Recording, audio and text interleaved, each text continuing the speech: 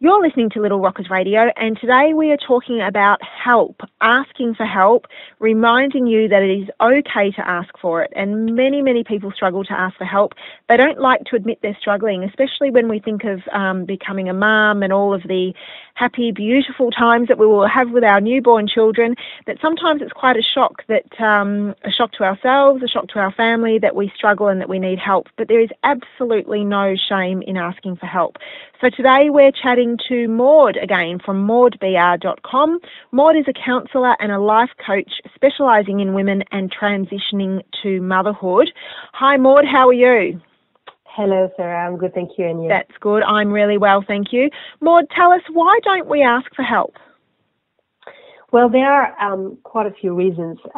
First reason is most mums nowadays, when they become mums, they've been working for a little while, and so they are used to be self-reliant and to be efficient and organized and all of that. And so sometimes mums can have unrealistic expectations. They think that a baby is like any normal project, but a baby is not. Yes. You know, a baby will react quite differently from what a project might behave. So it can be a bit of a shock. And what comes very often is a feeling of guilt. I'm not good at it, or I'm not a good mum if I don't really fully enjoy motherhood. And this, of course, will prevent mums from asking for help. Another reason, which is in a way a bit connected and is summed up very well by an author called Suzanne Mosshart, who invented this expression of the mask of motherhood. The mask of motherhood is this concept that says that basically nobody talks about how hard it is to become a mum, and all mums show a brave face. And I must say, we live today in a very positivity-oriented culture, you know, with Facebook, where we show all how good we are and how wonderful our lives are. And this, of course, will go hand in hand with it. So this is another, this prevents as well mums from going for help. Yeah. And finally, there can be some personal reasons, and it's actually extremely common. What happens is it's located in our past, where as a child we asked for help, you know, with a very open heart, and we were not given help. We were maybe even, hurt because of that. And that created a wound, which today, of course, is completely unconscious, but has pushed us and our mind to create some protective mechanisms. Yes. Because unconsciously we believe that it feels scary to ask for help, because in the past we have been wounded when we have asked.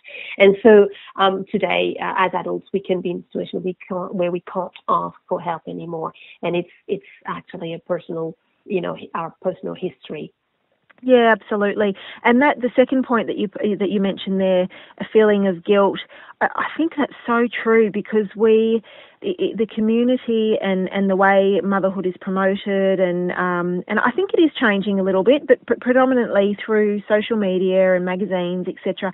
It's promoted as the most amazing thing that ever happens, and it is. But it's also one of the hardest things that ever happens. So when you couple those two things together, you do and you can get a real sense of guilt when you're not coping in the way that you think you should be coping. And quite often we put that own pressure on ourselves. I know that I did exactly the same thing. And, I was a project manager. I was used to handling tasks and having things done at the exact time that I wanted them done, in the way that I wanted them done. And children aren't like that. Babies aren't like that. Another big taboo is as well the impact a baby can have on a couple. Conflict arises very often, and that's a big taboo as well. Yeah, well, we might have to make that a topic for the future, mightn't we? Because that's probably another big topic in itself.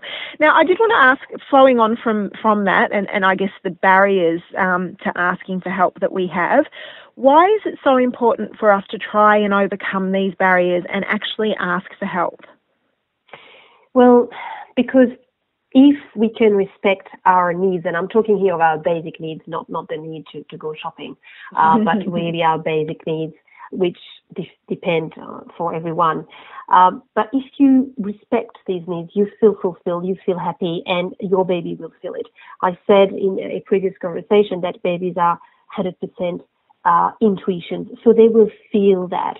And if they feel you are happy, they will feel safe, and therefore they will be happy. And it's important to, we talked about this on our first discussion, I think, but I think it's important to say here that a lot of people don't know what are their basic needs. That's where it starts. Of course, we all know we need to sleep, we need to eat, but there are other things that are extremely important, and that depends on every individual, and it's worth taking the time to sit and reflect on this. So back to asking for help. Look, I think it's basically almost impossible to mind a baby, raise a child alone, and respect our basic needs. To do the two together by ourselves is I think, close to impossible. So we need support from partners, from carers, etc. And to get that, we need to ask for it. Yes. And really, you don't need to be in postnatal depression for being eligible to ask for help. No, of course not. And we used to rage, and I think I said this in another conversation that we had, going back our parents and our grandparents' time, it really was, raising children was really a community effort. So you had grandparents, everyone knew their next door neighbours, everyone knew people that were living in their street, and there was a whole community of people that were helping to raise children. And we just, that sense of community, I think, is something that's really missing these days, and does make it harder, but you're right, reaching out to your partner, to your parents-in-law, to your parents, if they're still around, or to friends, or mums from mother's group, or mums from kinder, or childcare, or school, or what have you, and really seeing that you do have a network of people around you that you can reach out to. There's no harm, no shame in asking for help. And indeed, a lot of people are, because, of work commitments, they are not surrounded by their families anymore. No. Also another thing is that because we have our children later, we are not so exposed to baby rearing anymore. No. I think our mothers, and particularly our grandmothers, grew up with little babies around. So they had very clear expectations about what to expect, because they actually had a memory of it. But nowadays, very often we don't. No, our first memory is our own child when we bring them home from hospital and freak out in the car on the way home, yes, which exactly. is what I did. Once we're either in a position where we feel that we may need help, or if there's friends or family that are potentially concerned for a partner or a loved one, what are some of the signs? What are some of the things that might tell us, yes, I actually do need to go out and seek help? Well, when you feel exhausted to a point that you lack motivation in doing much, you feel completely overwhelmed. Some people might also feel quite emotional. I know that hormones, particularly when you have a newborn, can play up there, but you may have this feeling that really it's overwhelming. And also another one is to just try to really be honest with yourself. And when you look at what you feel, you don't really enjoy fully the ride of motherhood. This is when definitely you need help. Okay, so we've gone through the stages of finding out what our barriers are, realising that we do actually need help. Okay, there's a few of these signs here. How do we then overcome the difficulty of actually saying or actually asking, and how do we know who to seek out?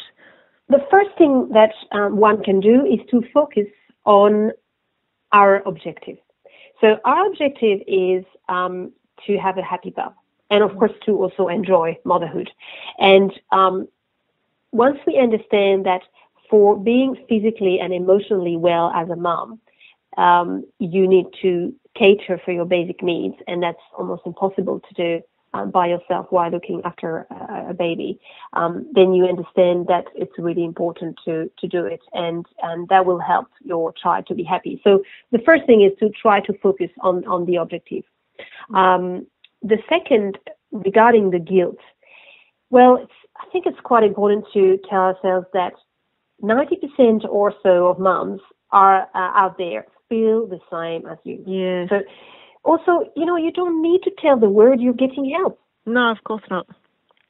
So that's a bit of a story between you and maybe the person who comes to help. But so these are two main things. Focusing on your objective. My objective is to have a happy baby, and for that I need to care for myself. And number two, well, yes, I may feel guilt, but you know what?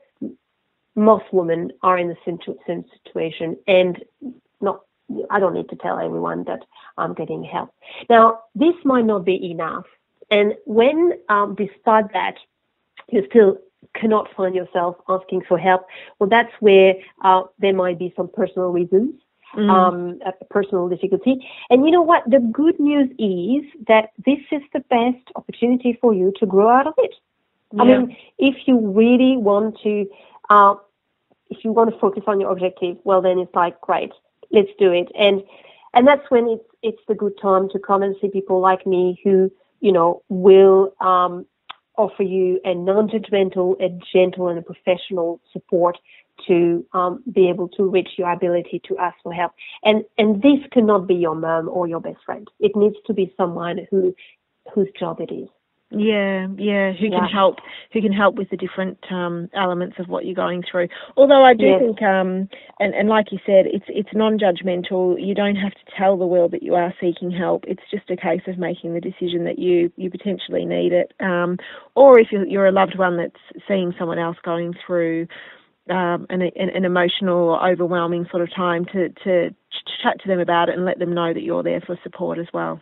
Yes, and I'm talking here very precisely of the people who, despite trying to focus, despite knowing they need to ask for help, they can't do it. Yeah. So this is where, it's the time to look a little bit at what's happening inside and why isn't it possible. And that's where professionals are needed.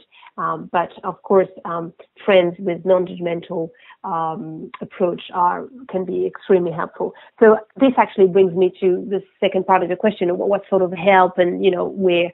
So I think we have to look at two different aspects: the practical help and the emotional help. So the practical help. Well, first of all, I think it can be a good opportunity or good time to do a budget review. Really, is there no money available for a cleaner, a babysitter, a nanny? Yeah. And when you start relooking, you might, well, actually, maybe we can cut on this or that because it will bring us so much more energy to be able to have a cleaner, for instance. Yes. Other things, very practical things like online grocery shopping. I mean, I have quite a lot of moms that have worked with me that are using it, and they find it really lifts them up. It relieves them from quite a burden. Yeah. Of course, task sharing, getting grandparents involved, that sort of thing. So that's for the practical help.